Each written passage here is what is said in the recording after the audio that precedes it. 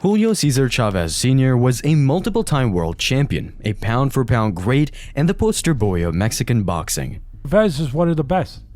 He could be the best Mexican fighter of all time. He's right there in the top 2 or 3. But being a national icon led to Chavez becoming all too close with the notorious Mexican Cartel. He partied with them, had a training partner assassinated, and his son was interrogated by police when a cartel leader was murdered by a hitman dressed as a clown. Chavez's turbulent relationship with the elite drug lords of Mexico spanned over 25 years, and this is the story. Throughout the 1980s and early 90s, Julio Cesar Chavez Sr. was amassing an unprecedented record in boxing. He was undefeated in 90 fights, the pound-for-pound #1, and world champion in multiple weight classes. He won something like 31 world title fights. Some insane number. He has the record of world title wins. And being from Mexico, a country rich in boxing culture, Chavez was a true national treasure. Julio Cesar Chavez was only 27 years old, but since rising from an impoverished upbringing in Culiacan, Mexico, he had already earned the stature of a Mexican folk hero. Chavez is something different, something extra natural. Julio Cesar Chavez! But his fame became so ingrained in Mexican culture that the cartel or narcos wanted to befriend him. Conozco a todos los narcotraficantes, a todos por igual, desde el más bajito hasta el más grande. Querían conocerme, querían tomarse la foto conmigo, pero hasta ahí nada más. Gracias a Dios nunca estuve involucrado en narcotráfico. And after he moved to 82-0 in 1992, a huge party with Chavez and the multiple Mexican cartels went down. Después de la pelea de Macho Camacho, ahí cometí la estupidez de probar la cocaína por primera vez. Y ahí fue mi infierno.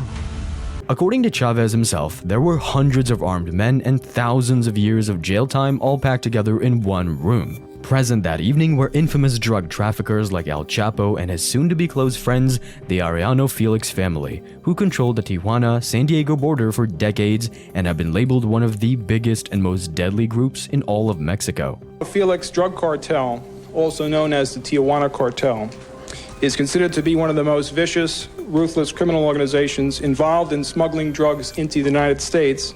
A cartel suspected of a whole string of murders in Mexico and perhaps at least 6 on the U.S. side of the border. That night was allegedly the first time Chavez Sr. ever tried cocaine, and it gave birth to his alcohol and drug addiction. La cerveza, y luego seguía con el tequila, y luego el whisky, y luego el coñac, y luego me iba por el Belis. No, era una locura, la verdad. ¿Todos los días? Todos los días.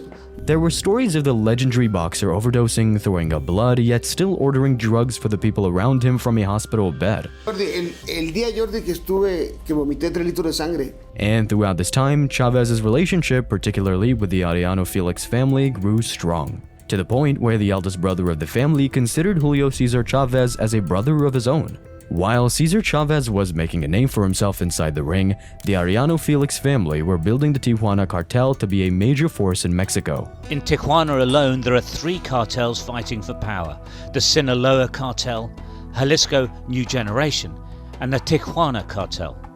Although there are many other cartels in Mexico, these 3, plus another known as the Gulf Cartel, are the most powerful in the country. The family of 7 brothers and 4 sisters had inherited the Tijuana Cartel from their uncle Miguel Gallardo in the late 1980s, who remains in prison today for ordering the torture and murder of a DEA agent back in 1985. Usted fue sentenciado a casi 40 años de cárcel por el asesinato del agente de la DEA, Enrique El Kiki Camarena. ¿Por qué se le relaciona con este homicidio? Es un tema muy lamentable. Señor Camarena, quienes hayan sido, hay autores materiales, intelectuales, presos, que han pagado su vida en la prisión y que les ha ido muy mal. And while Miguel still denies any involvement, their story was so notorious it was even a strong part of Narcos' Mexican spin-off on Netflix.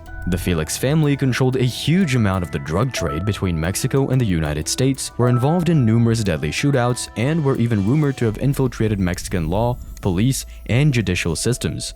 Something is like going to erupt in Mexico. And then from there, it kind of just escalated and escalated. And I started working for other media, Time Magazine, New York Times, different people. And after a while, I said, I can't do this. I can't just write news stories about this. I've got to write books about this because this stuff is big and it's complicated. It must be immensely complicated. For the people that live there, it seems like there's no escape. I mean, if you can't turn to the police are the cartel. There's the cartel, the police. All of the politicians, most likely, if they're alive, have to be compromised. And with the new superstar Julio Cesar Chavez fighting out of Tijuana, the Arellano Felix family championed him, and the two became extremely close. They gave him drugs, jewelry, and although Cesar Chavez enjoyed their company, he didn't feel in a position to turn down the Mexican cartel's generous offers. Entonces, pues mejor hacer amigos que enemigos, ¿me entiendes? Y es por eso que gracias a Dios, pues estoy vivo, ¿me entiendes? Porque fast forward just a few months from their first party together, and Chavez is fighting in Mexico City with an outdoor crowd of over 130,000 fans. But walking out with him to the ring that day was one of the cartel leaders and eldest of the 7 brothers of the Felix family, Francisco Rafael Arellano Felix. And later that year, Francisco was arrested and ended up serving 15 years in prison for drug trafficking, illegal use of weaponry, and for being complicit in the murder of the Archbishop of the Catholic Church of Mexico. Months prior to the arrest, the Tijuana cartel had been involved in a shootout at a Mexican airport and supposedly mistook the Archbishop for rival cartel leader El Chapo and ended up killing him alongside 6 other innocent civilians. A month after the shooting, the government claimed he was the accidental victim of crossfire between rival cartel gangs. But the Archdiocese lawyers dispute that claim. That's not the end of Cesar Chavez's relationship with Francisco Arellano Felix though, because when he was released from prison 15 years later, Felix was on the wrong end of an assassination that would make national news. But before we get to that, Chavez's ties to the Arellano Felix family continued throughout his career. Just a couple of years later in the mid-90s, Chavez had a new training partner named Jesus Gallardo. But one day in 1996, Gallardo was murdered by gunfire, leaving Chavez reportedly in so much shock, he temporarily fled Mexico and moved his training camp to the US. There's some rumors online that Gallardo gave information to the authorities about the Felix family while being interrogated, but to this day it still remains a mystery. What isn't a mystery though is that the following year, in one of his biggest fights, his opponent Oscar de la Hoya claimed the cartel went to his training camp and threatened him. De la Hoya said, "The cartels went to my camp for Julio Cesar Chavez due to his importance. They went to Big Bear, California and threatened me that if I won, who knows what would have happened." Imagine the pressure, it was just crazy. And while Chavez likely didn't ask the cartel to do that, the fight between the two was extremely controversial in that it divided Mexicans. You have an Olympic gold medal representing the U.S. with Mexican roots, with Mexican heritage. And so I become the golden boy, and the world loves me. I fight Chavez. Now the Mexicans hate me because I'm fighting a hero. With Chavez being the hometown hero and De La Hoya being an American with strong Mexican heritage, the country sided with Chavez completely. De La Hoya also claimed that the then president of Mexico advised him not to wear his usual boxing trunks that featured both the US and Mexican flags, saying he may have trouble with future travel to Mexico if he decides to wear them.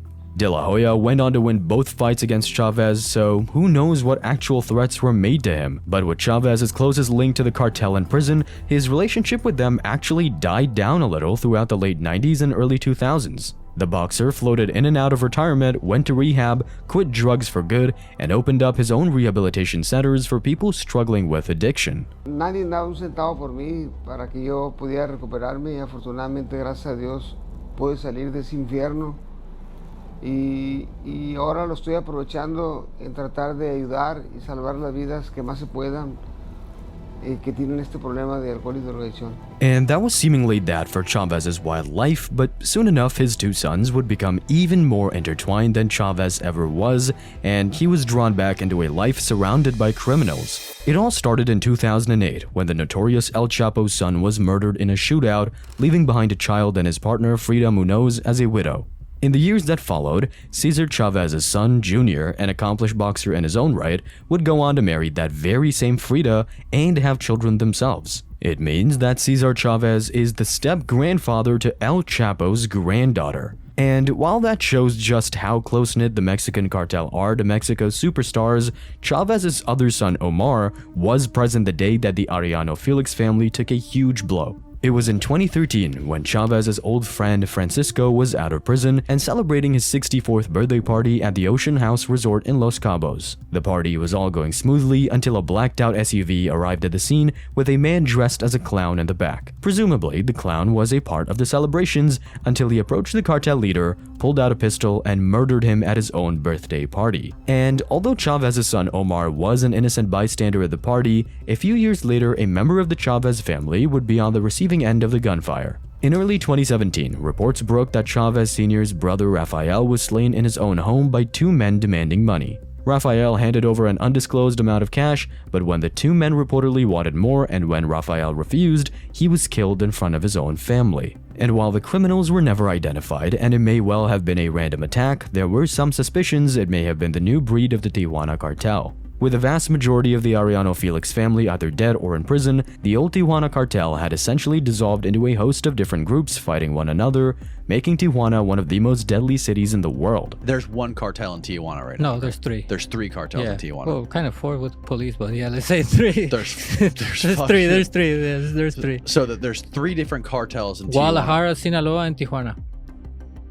But it's funny because they all branched out from the original Tijuana cartel. Once the original leaders started getting arrested, killed and stuff, everybody just started finding other ways. The new members of the Tijuana cartel had no link to the Chávez family anymore and were known mostly for kidnapping and bribery more than their drug trade. Oseguera says they've documented around 350 missing persons since 2006. The family's dogged quest for answers has led them to the scenes of some of Tijuana's darkest crimes. The search for this place started with a confession from a man named Santiago Mesa. He was captured in 2009, and when investigators asked Mesa to state his occupation, he said pozolero, or stew maker. He dissolved bodies for a series of Tijuana drug barons. Mesa said he dissolved around 300 bodies at several locations in Tijuana. And later that year, they turned their attention to Julio César Chávez himself. He calls them, but now it's a little different. He calls and he tells them, hey, you know what? They're going to pick up Julio César Chávez at his son's fight in Rosarito, but they're not only going to pick him up, they're going to ask for $2 million, but they're not going to release him. They're going to pay the money. They're not going to release him. They're going to assassinate him. So I think what happened, if the Arellanos, Benjamin, and his brothers were still alive today, that never would have happened. But because, once again, the years have gone by, the disloyalty, because, I mean, everybody respects Julio César Chávez in Mexico, but this new generation saw him as a trophy. That's what I believe. Omar was fighting Canelo Alvarez's older brother in Mexico, and the Tijuana cartel had allegedly planned to kidnap and assassinate Chávez. In response, Chávez hired private protection and publicly slammed the Mexican law enforcement for not doing enough in both finding his brother's killers and protecting him. Since then, the links between Chávez and the cartel seem to have fizzled out, and while he was never directly involved in their drug trade, his connection with them over the years definitely made for some wild stories.